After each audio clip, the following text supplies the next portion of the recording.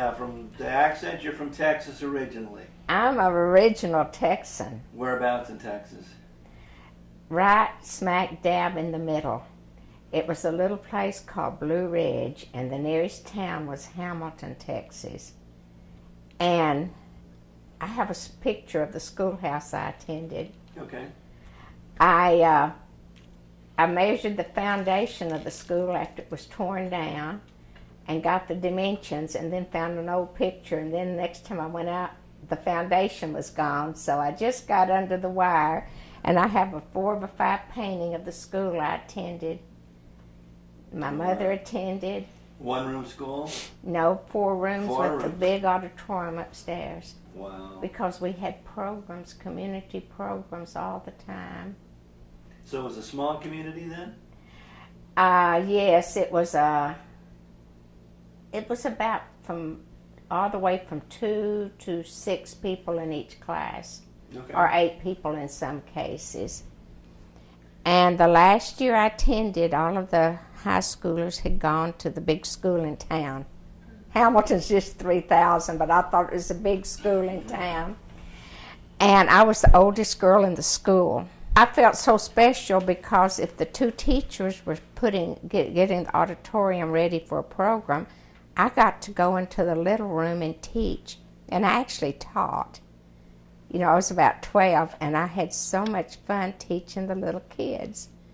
And I felt so important. And so things like that are important. You know, I was in a lot of plays, and I never got nervous. I was always, from the first grade, being in a little school like that, you were in a lot of programs, so you learned to, you know, just accidentally learn to do public speaking in public. Now, you grew up on a farm? Grew up on a farm. What type of farm? We raised cotton and corn and maize and wheat. And when I was 6, I sat at the end of the row and rode Daddy's cotton sack. And when I was 7, I was working full time. Wow. From sun up to sundown. And every once in a while I'd get to sit at the end of the row one time. So I spent my life working in the fields until I left home. And our farm was right in central Texas, and a little community. I grew up at Blue Ridge, then we moved down the road a few miles to a place called Ohio, of all places, and lived on the Cowhouse Creek. And we had a bottom 40 there, and so we raised cotton and broom corn. And someone asked me here in Findlay if I'd ever heard of broom corn, and I drew it for them. You know, we raised it, and I drew them a picture of what broom corn looked like, and with cotton and maize and just a lot of, you know, and wheat, shocked wheat, hoed, picked cotton, drove the horses and later the tractor because I was the smallest, so I got to drive. That was one concession. We moved to the Cowhouse Creek when I was 6, and I worked on the fields, learned to swim in the Cowhouse Creek, and was baptized in the Cowhouse Creek. It was rather rural. How many brothers and sisters did you have? One older sister. She was 4.5 years older or 5 years older than I was. She was very tall and slender, and I can't, you know, so here I was, a little bitty girl. And, but then I went to school at Hamilton, and they were so good to me there. What made you leave Texas? You left at 21. What made you leave and venture out into the world? Well, I went to Fort Worth because I worked at the county clerk's office. But I really felt like all of my friends had left Hamilton and gone to college or something. There was just a few of us left that was my age. And my sister lived in Fort Worth, so I went to Fort Worth and got a job in Fort Worth. And I was 18, I guess, when I went to Fort Worth. Worked at Texas Electric. And then later I worked for this wonderful company. That's the reason I can live here and travel. And it was Consolidated, and then Convair, and then General Dynamics, and now it's Lockheed Martin. And we make airplanes, and I loved working for them. I did the books on how to fly the planes and maintain the planes, and you worked with the engineers, and you got the intake from the pilots, and you did these books, and the pilots used them, and the maintenance men used them, and the engineers used them. So you better do good. You better not make any mistakes. You did all the manuals, the flying manuals, and yes, I was in a group that did the flying manuals and the maintenance manuals, and we worked with the artists and the writers, and we actually got all of their work and put it together and made sure there were no mistakes, and that the artist work matched the engineers' drawings and the writers. We had to make sure everything matched, because a plane could come down if it didn't. How did you get into that? What led you to get to Lockheed Martin? I went to Fort Worth, and I got a job at Texas Electric. And then I decided to try to get a better job. And I just went out and applied and got it. Fantastic. And worked for this same man 3 times. I'd have babies and stay home and raise babies, and they kept hiring me back. And then I left when I was, about 60. I finally left for good. I really enjoyed working with the artists and the writers and the engineers, and it was just really interesting. So how did you meet your husband, your engineer husband? He worked for the same company. He and I met at General Dynamics, or whatever the heck it was called at that time, and he was an engineer.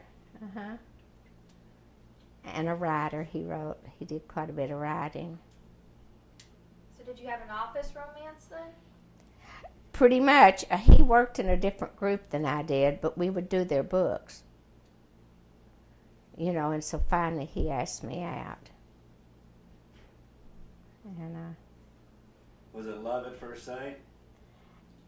No, not really, but we did not date that long before we did marry.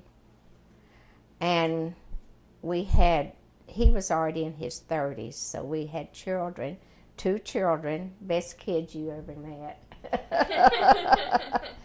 2 little boys. After a year we had 1, after 2 years we had 2.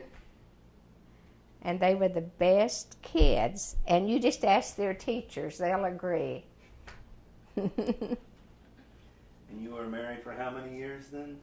Let's see, we married when I was 23, 30 years, and he died when I was 53. And he died of cancer. Uh-huh. I'm sorry to hear that.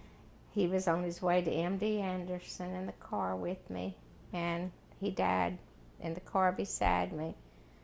But he lived a year after he found out he had cancer, and he wanted to. And you meet a lot of nice people in those circumstances, too. So what have you done since you retired? Tell us what you've done in your... I've gone to every continent except Australia, and I didn't get to that one because of 9/11. And I wanted to go, but I never did get there. And I never did get on my African safari. I wanted to go on an African safari.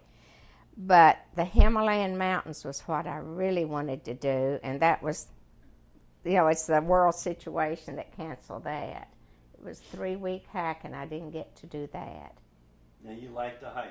Yes, and I hiked, like I said, in Washington and New Hampshire, but I never did get to those Himalayan mountains. Now, did you go in a group or by yourself? When I hiked here in the United States, it was with 1 or 2 people or 3. First time I went, my family that lives here went, and that my sons who are junior and senior in high school were little bitty boys, and one of them rode his daddy's shoulder, and the other one held his mother's hand. And so that was when I took them to this place I had hiked a couple of times, and we went to Washington and hiked up Goat Mountain.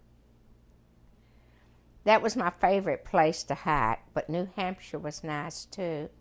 I didn't like Colorado quite as much, but I missed, like I said, my Himalayan mountain trip. That's what I really regretted missing. What was your favorite country to go to? I like the people in Copenhagen, Denmark. I don't know why. Copenhagen, Denmark. I have a warm feeling in my heart for Copenhagen, Denmark. Bellagio, Italy was beautiful. And of course, Paris was nice too.